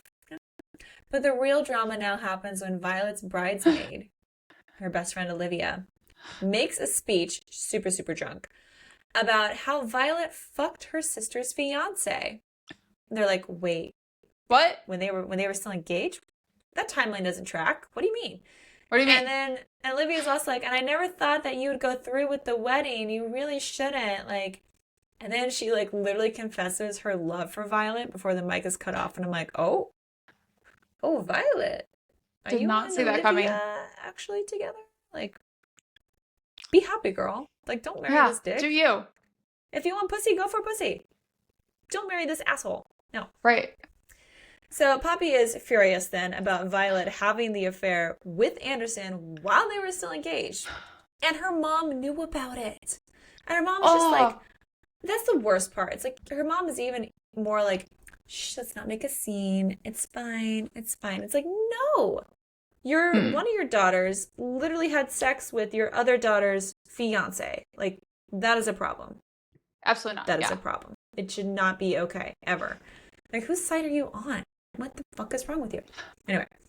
And then Poppy decides to just like, I'm done with this. And announces to the entire room that she is super pregnant and she is in love with 2 men and they're not married. So this is out of wedlock. And she's just like, what else can I drag my mother through right now? Because her mom deserves it.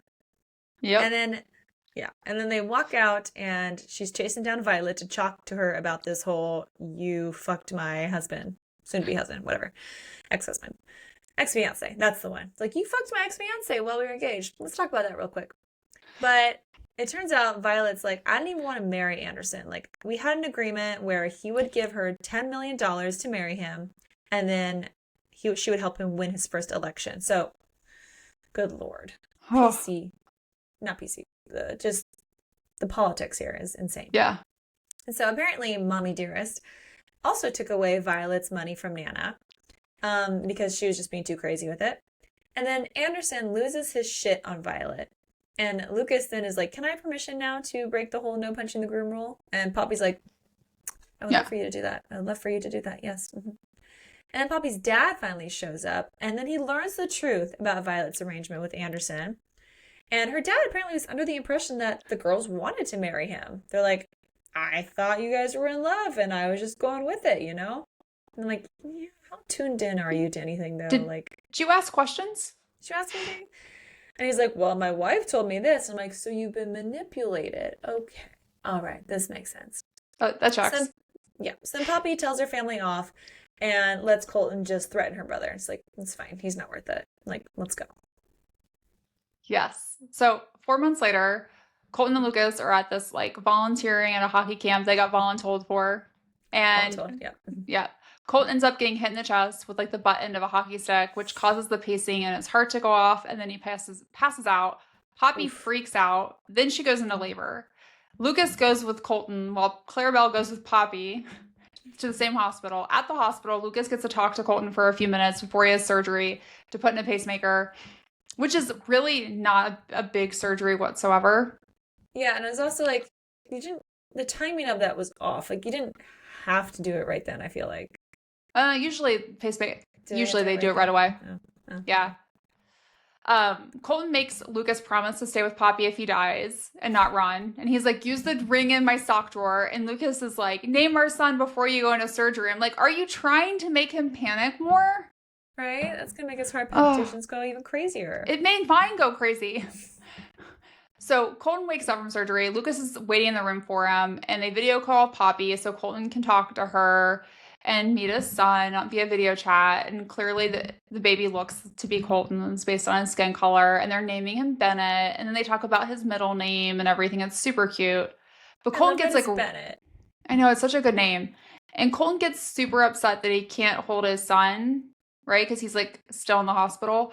So Lucas climbs in bed with him and like holds him while like they watch Poppy hold Bennett on the video. And I was like, I love this little triangle. Such a good family. They're so sweet. I know. So then we get our epilogue, and it's 6 years later. And Bennett is just like a cute little button running around. He loves to surf. And he has a little sister named Grace who's just playing in the sand, being all cutesies. And they're in Aruba on a family vacation. And they're with Ryan, Tess, and Emma.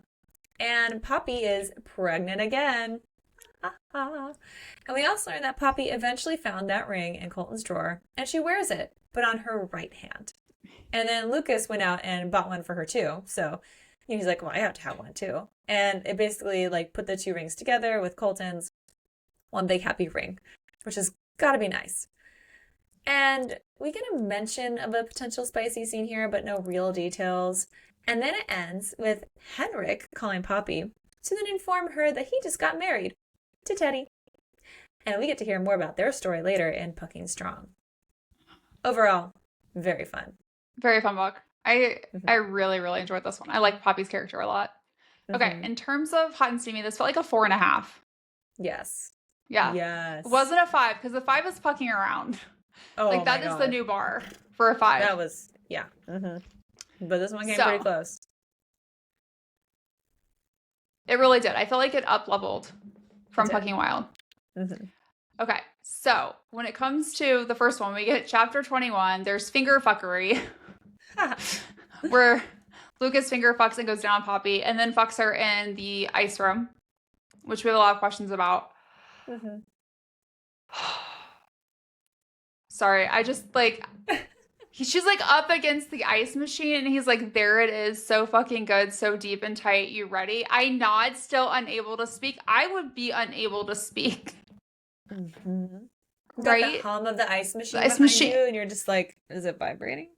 You've already had an orgasm. Like my lips part on a silent scream and I arch my back. My body lights up like a Christmas tree as he owns me from the inside out. You've got to be quiet, baby. These sounds are only for me. And I was just like, It reminds me of Fall of Ruin and Wrath, where finger fuckery became a thing that you and I created. When like Thorn puts his hand over Liz's mouth and is like, those sounds are only for me. And I was just like, oh. I loved it. So good.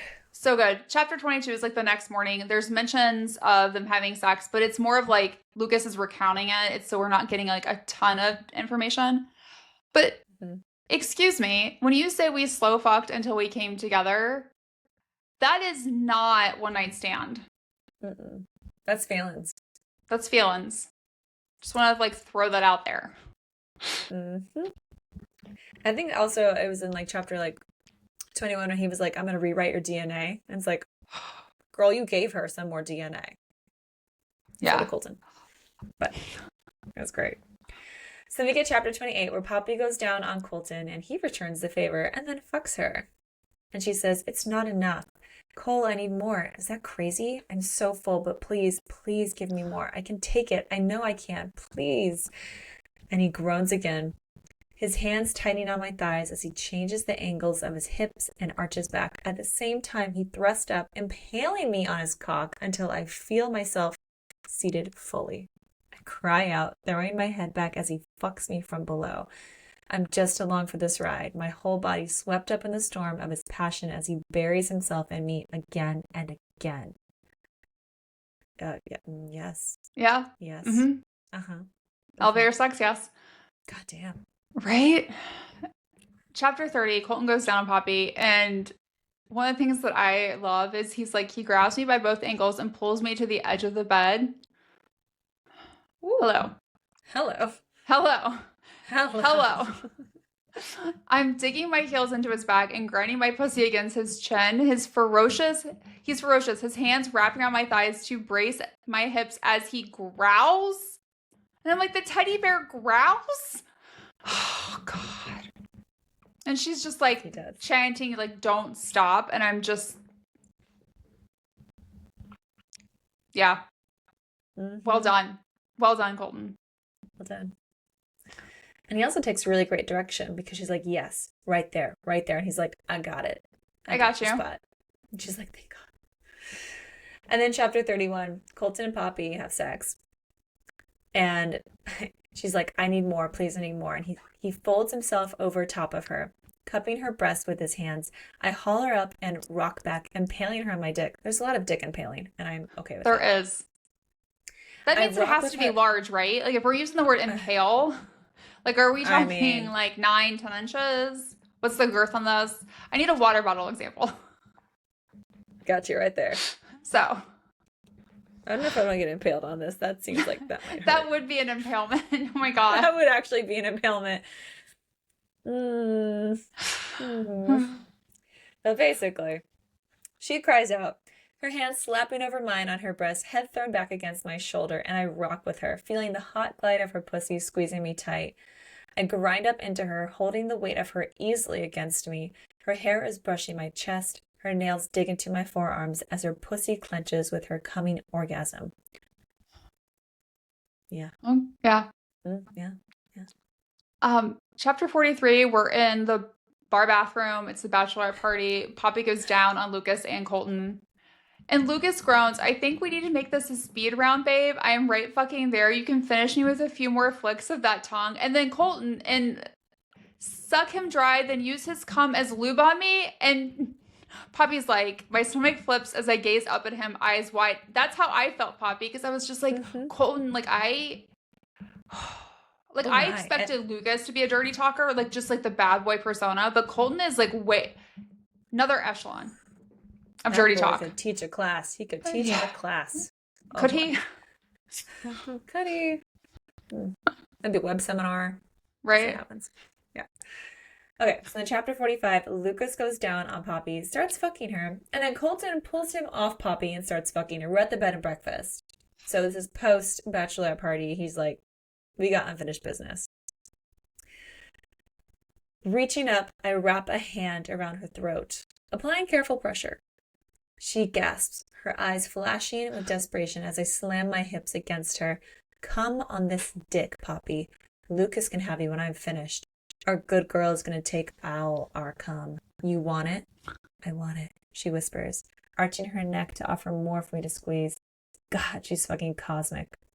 You want me dripping out of you when Lucas slides back in? You want to be our filthy, cum-filled whore? I'm yours, she chants. Yours. God, fucking fill me. Such a dirty fucking mouth when you're getting fucked, I tease, slapping her tit. She squeals, rocking her hips harder into me. Where's this mouth when you're selling season tickets to our games, huh? Like, do you see what I mean? Like, oh my God, the mouth on that man. Oh, my Lanta. Oh, my Right? Lanta. It's, ooh. I love it. Okay, chapter 46, Lucas goes down with Poppy and then fucks her. And Colton is like there though, right? Mhm. And she's like, oh God, don't stop, Lucas, please. And then Colton cups her face, keeping her eyes on him. You want his cum? And she's like, I do. Is he making you feel good? Yes, so good. Do you feel like a queen? And I was like, Jesus, Colton, yes. Because I love that he calls her, like, starts calling her queen. Mhm. And I'm just like, ugh. Not gonna lie, with her name being Poppy and now she being called Queen, I'm just like, Mea Lisa. Like, I'm just gonna go there. Like, might as well. We should. Mm-hmm. And then we do get chapter 47. We don't get a ton of details. It mentions Poppy having sex with Lucas and Colton together, as well as Lucas finger fucking her at work, Colton fucking her on her desk. We've talked about how there's not supposed to be any fucking in the barn. There's a lot of fucking at the Rays barn. Oh yeah. Oh yes. Lots of it. And then you have chapter 51, where Colton goes down on Poppy. Lucas fucks her with a butt plug in. And then Colton fucks her in the ass, while Lucas also fucks her. Double penetration. Here we go. I sink down on his cock, the pressure of them both filling me enough to have me ready to burst into tears. Oh God, Colton groans. Fuck, no, I feel you. Lucas keeps his hands on my hips as I sink him in deeper. Keep going. I settle on his hips, his cock buried to the hilt inside me. Then Colton adjusts, pressing in behind me. I feel you, he says again. I know, Lucas replies, eyes closed. This is a fucking mind trip. This is everything, Colton mutters, kissing my shoulder, his hands cupping my breasts. They're just like a united group. Love it. Thruple. Chapter 53, Poppy is handcuffed to the bed. Lucas goes down on her, then he fucks her in the ass while a vibrator's in her pussy and she gives Colton a blowjob. There's a lot going on in this scene. There is a lot happening. But there is no octopus dildo. No. But there's a lot. Yeah. I feel like their use of toys is fairly tame compared to book 1 and book 2. They could up the toy game. Yeah. Such a fucking good girl. Because Poppy likes praise. Who doesn't? Mm-hmm. Cole and I can all but get her off with just our words. Look at you taking my thick cock and your sweet little ass. She whimpers, pulling on her cuffs. Please.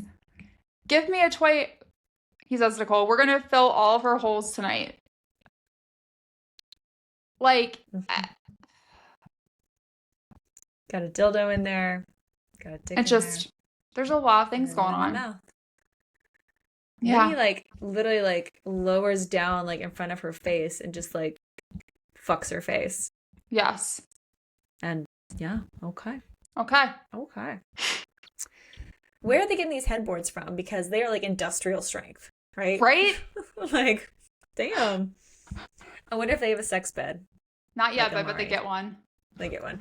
That's like a wedding present from the Price family to them. A sex bed. A sex bed. Okay, so now we get chapter 58, which is a very like heartfelt and like I'm gonna say coming to terms moment. Yeah. If you will. Between Colton and Lucas, because they're both masturbating in the bathroom together. And Colton is fisting himself tighter, matching his rhythm with Lucas.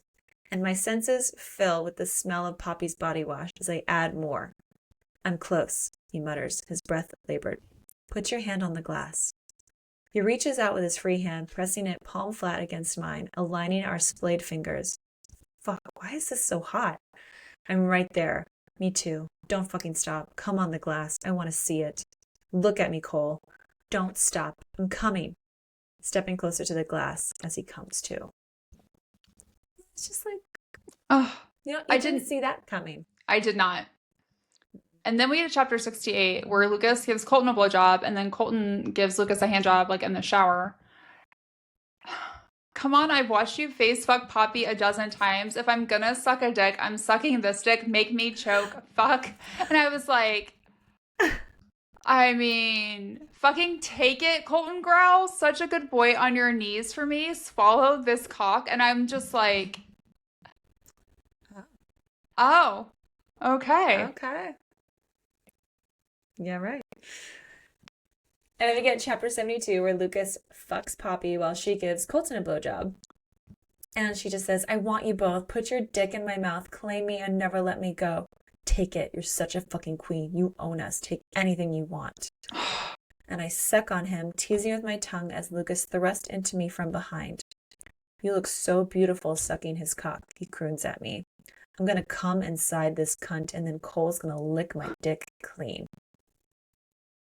Like, oh, Lucas then, also has some dirty talk. He does.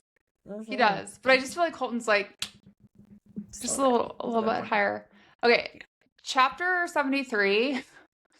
So like what we just read was from the party, right? Where Tessa and Ryan walk on them. This is when they go home. Colton gives Lucas a blowjob while Lucas goes down on Poppy. Then there's stair action. Lucas gives Colton a blowjob while Poppy sits on his face on the stairs. And then Lucas fucks Poppy while Colton fucks Lucas. And I'm like, holy crap. There's a lot going on. Imagine again if we still had to add another guy in there. We're just like, I know. I don't know how the prices do it. I mean, we do know, but still. We do. We read it and we liked it. We read it, yeah.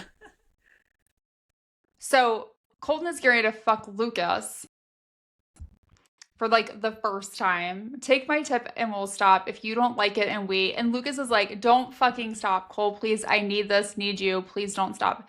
And here's the thing. I felt like, yes, it's a very sexy scene, but I felt like it was a very emotional scene too for the two of them. Yes. Right? It's their first time. They've never even been with another guy. Yes. And especially because like Lucas is like, please, baby, don't stop. Like he calls Colton honey. Like it just feels like Lucas's walls start like crumbling down, which I loved. And Poppy also loved it.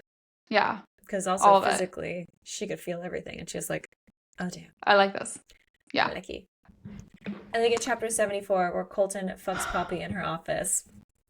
And he just, again, is like, my heart's fine and my dick's fine. Let's go. And he says, I'm going to worship you, sinking myself deeper into her hot, wet pussy. Yes, please. Fucking cherish you. My queen, my fucking salvation. And she just says, I can't not have you. Please. And then we get chapter 77 where Lucas fucks Poppy in the bathroom. And she, is reminding him also of when he first said, I'm going to change your fucking DNA by fucking you. And so he does. And then she brings it up again and says, in my DNA, I pant, spreading my legs for him as he reaches between my thighs, lining himself up at my entrance. We both sigh as he sinks in, adjusting his feet to take some of my weight. In my heart, I say, hands splayed as he begins to thrust. He kisses my neck, his breath warm in my ear. In my fucking soul. And we fuck hard and fast, riding our rhythm as we each take what we need. He needs a quick, recentering reassurance that I'm his. I need comfort and the protection of his body. His love is like a shield, cloaking me and keeping me safe.